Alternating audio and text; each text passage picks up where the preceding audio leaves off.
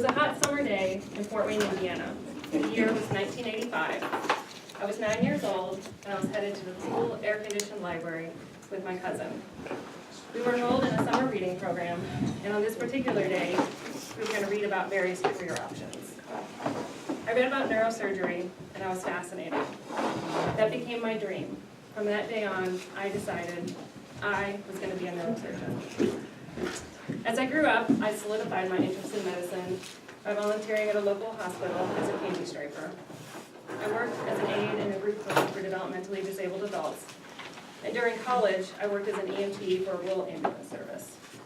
It was while working as an EMT that I met my husband, Tony. He was a paramedic for that same ambulance service. We knew each other prior to that through mutual acquaintances, but nothing solidifies a relationship more than spending 24 hours on an ambulance together.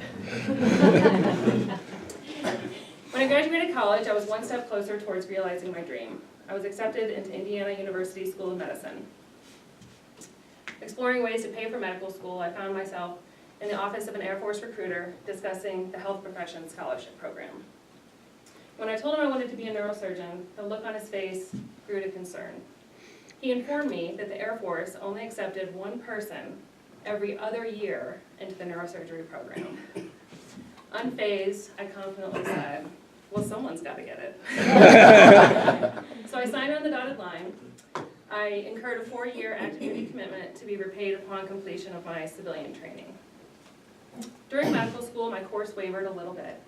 During my first surgical rotation, I realized that the surgeon lifestyle wasn't for me. I wandered through my various clinical rotations, unsure for the first time in years what exactly I wanted to do with the rest of my life.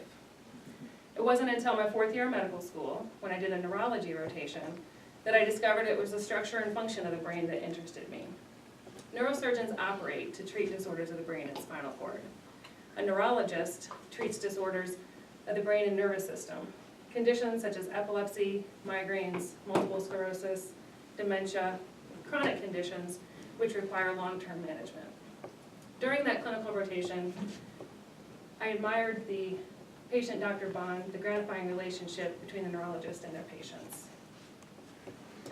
Tony and I married during medical school, and as I was finishing medical school, about to start my intern year, the U.S. was about to start Desert Storm. Tony was deployed to Iraq as a combat medic with the Army National Guard. Intern year was hard. As part of the last cohort, before the resident work hour restrictions, the hours were grueling.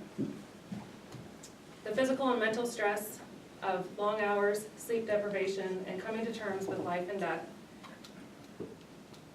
were compounded by the fact that I was separated from my husband and constantly worried for his safety. We both made it through that year and came out stronger for it. And soon it would be my turn to enter active duty service. So after 4 years of medical school, 4 years of residency, and a year of clinical neurophysiology fellowship, I started active duty with the intent of serving 4 and out, repaying my 4-year commitment and separating from the military. My 3rd year in, however, I was sent to Landstuhl Regional Medical Center in Germany. For those of you who don't know, this is the receiving hospital for wounded warriors coming off the battlefield. Today we often see wounded warriors featured in Paralympic Games or highlighted for their successes. It's different, however, when wounds are fresh. When you see men and women realize for the first time that they're missing a limb, or 2, or 3, the challenges that they deal with severe burns or traumatic brain injury. So I developed a greater sense of purpose. I began to internalize the Air Force core values: integrity first, excellence in all we do, and service before self. Service before self. So now I've been in the Air Force almost 9 years. I'm about to embark on a leadership role. In June, I'll move to San Antonio to lead 180 people as the commander of the 59th Medical Specialty Squadron.